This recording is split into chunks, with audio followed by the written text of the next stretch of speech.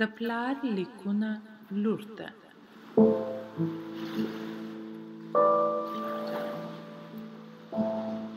لیکوال جواهرلال نهرو.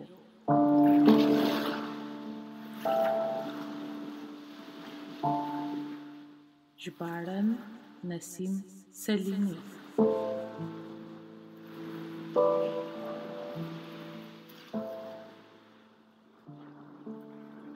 د قبیلې مشر پاچاهۍ ته رسیږي. د قبیلې پر زاړه مشر یا پاتریارک مو ډیر عمر تیر کړ، کنه؟ موږ به هم ډیر ژر غم ورغوړپ کړو او یا به د خپل نوم واړو. ما ستا سره په اول سر کې قول کړی و چې تا ته ووایم چې پاچاهان څنګه منځته راغلل او څه شی ول، او د دې لپاره چې د پاچاهانو په باره کې ښه پوره پوه سې نو باید بیرته د قبیلې مشرانو ته ورسې. تا به خامخا دا رای وهلی وي چې دغه د قبیلو مشرانو به وروسته پاچاهان یا راجاګان او مهاراجاګان سي. د پاتریارک یا د قبیلې مشر کلمه له لاتیني پاتر څخه نشست کړی دی. هغه د خپلې قبیلې مشر یا پلار و. پاتریا یا پلرنی وطن هم له نوموړې کلمې څخه اخیستل سوی دی. ته خبره یې چې په فرانسوي کې پاتر یې ورته وایي او په سانسکریت او هندي کې موږ خپل هیواد مور یا مورنی هیواد بولو. کله چې د قبیلې مشرتوب میراثي سو، یعنی د پلار پر ځای زوی کښېنستی، نو د قبیلې د مشر او پاچا ترمنځ فرق نه کېدی او پاچا ځنې جوړ سو. د پاچا سره یو عجب فکر او خیال پیدا سو. هغه دا و چې فکر یې کاوه چې په هیواد کې هر څه د ده دي او په ده پورې اړه لري. فکر یې کاوه چې دی هیواد دی. یو مشهور فرانسوي پاچا یو وخت وویل چې لتا سي موا، یعنی دولت زه یم یا زه دولت یم. پاچاهانو هیره کړه چې په حقیقت کې خلکو د دې لپاره وټاکه چې د هیواد غذایي مواد سره منظم او د خلکو ترمنځ یې وویشي. دا یې هیره سوې وه چې دوی ځکه وټاکل سول چې دوی په ټوله قبیله او هیواد کې هوښیار او د زیاتې تجربې خاوندان ول.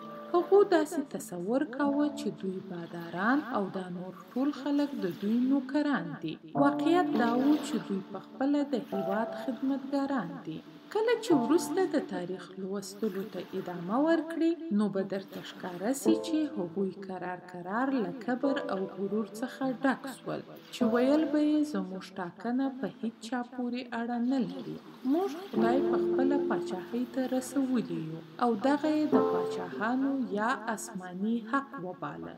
دغو پاچاهانو تر ډېرې مودې پورې دغه وضعیت ته دوام ورکړ او په عیش و عشرت او تکبر یې ژوند کاوه. حال دا چې خلکو یعنی رعیتو یې په لوږه ژوند تېراوه.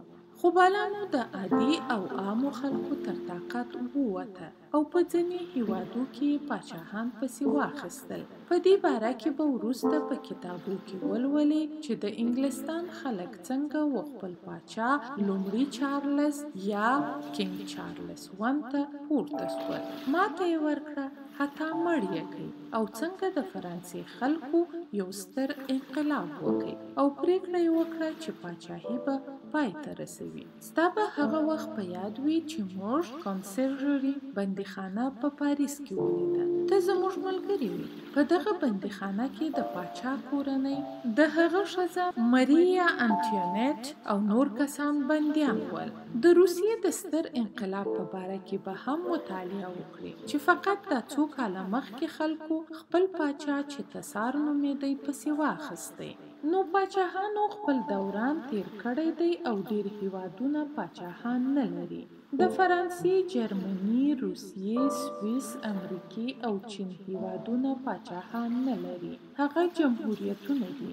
د دې معنا دا ده چې د دغه هیوادو خلک په هرو څو کلو کې خپل مشران ټاکي.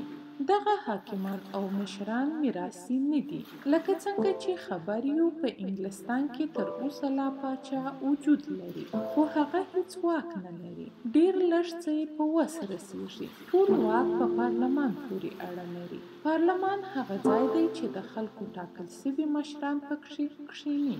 ستا به په لندن کې د پارلمان لیدل په یاد وي. په هندوستان کې تر اوسه لا راجاګان، مهاراجاګان او نوابان سته. ته یې وینې چې ښه کالي یې اغوستي، په ګرانو موټرانو کې سپاره وي او په ځانو ډېرې پیسې خرڅوي. دوی دا پیسې له کومه کوي؟